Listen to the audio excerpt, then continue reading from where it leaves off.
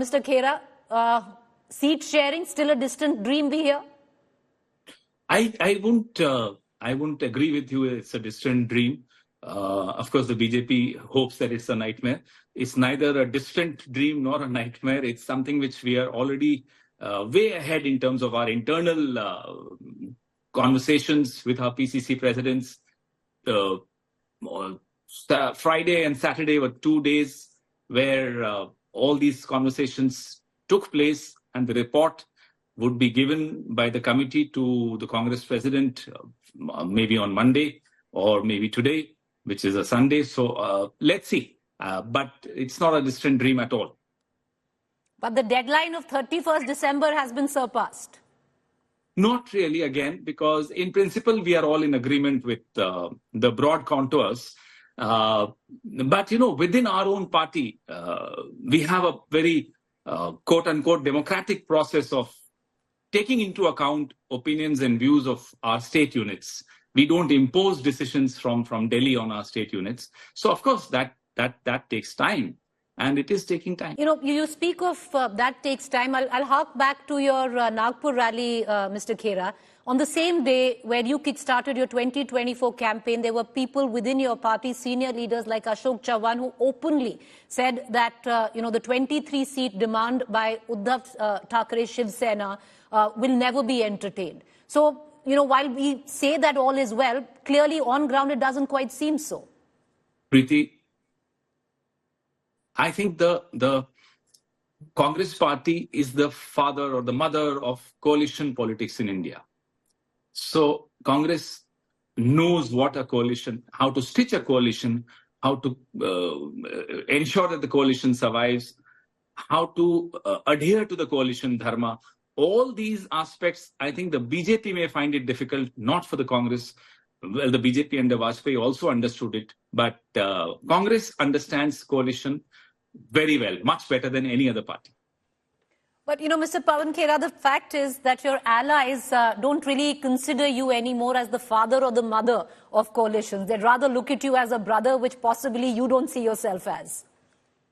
No, I meant of the concept of coalitions. I'm not trying to be big brotherly about a coalition. No, that's not what that's not how it should be translated. But we understand how to stitch a coalition is what I'm trying to say. All right. So, but is there a sense of realization, Mr. Khera? And, you can answer it whichever way you want. In, let's say, a state like Maharashtra, 2019, you had just 1 seat. In a West Bengal, 2. So, in states like this, is there an understanding and a realization that the bargaining power of the Congress cannot be much? When we talk to our coalition partners, Preeti, we talk with an open mind, with a large heart, with a clear understanding of where we stand as political parties, all of us, each one of us. It's not just data from the last elections. It's not just data from a decadal electoral data. No, it's much more than that. It is a very dynamic process. So I wouldn't at this stage like to comment in details about it. But as I said, for any coalition to take shape, every single partner, a stakeholder, needs to have a broad, open mind and a large heart, which Congress party, and I'm sure even our partners, have. At a macro level, Mr. Khera, if you actually look at it, what do you feel will be the biggest challenges, or which states will throw up the biggest challenges in seat sharing? Will it be a Bengal or Uttar Pradesh? You're already facing issues in Maharashtra, sir. I don't see any major challenge coming our way in terms of which state will throw a challenge.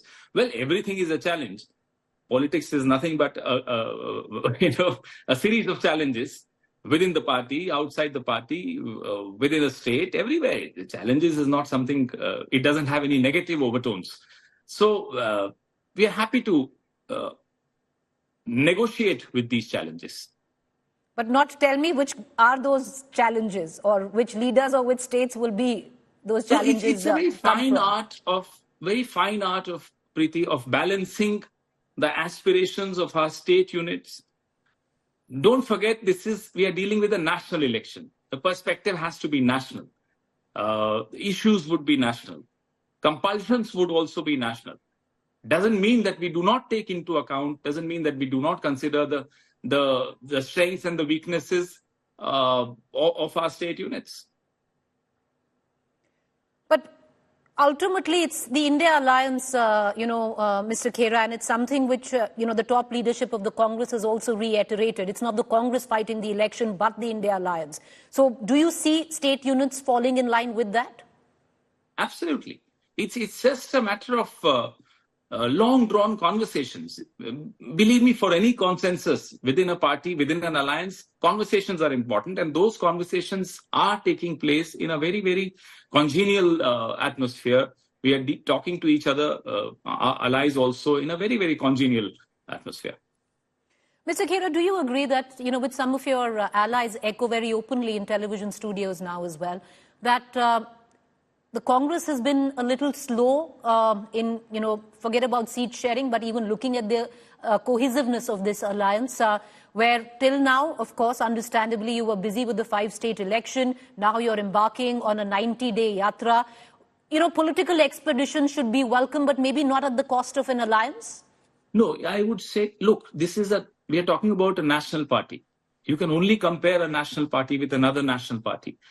Regional parties have the advantage of maneuverability, of speed, which national parties, whether it's the BJP or the Congress, unfortunately do not have.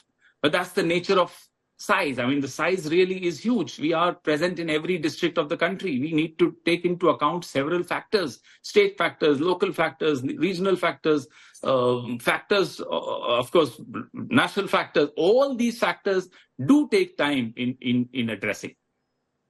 And you don't see the alliance falling collateral to that, because many would say that this would be an exercise, the yatra that I'm speaking of, the next 90 days, in building your own party unit, energizing your own cadre. What comes off the India Alliance then?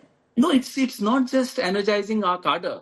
It's the message. And the message is, I'm sorry, as you know, the message is not just the Congress message. This is the message of the Constitution, which all our allies are also worried about. Believe me, some of the BJP and NDA allies are also worried about. So when we are talking about saving the Constitution, we are talking about social, economic and political justice. We are not just talking about the Congress ideology. We are not just talking about the Congress agenda. This is the agenda of the opposition. This is the agenda of India. So I don't see how a yatra comes in the way or becomes an obstruction to any other process being adopted, being followed by the India Alliance or by the Congress party. Yatra just fits into it very well.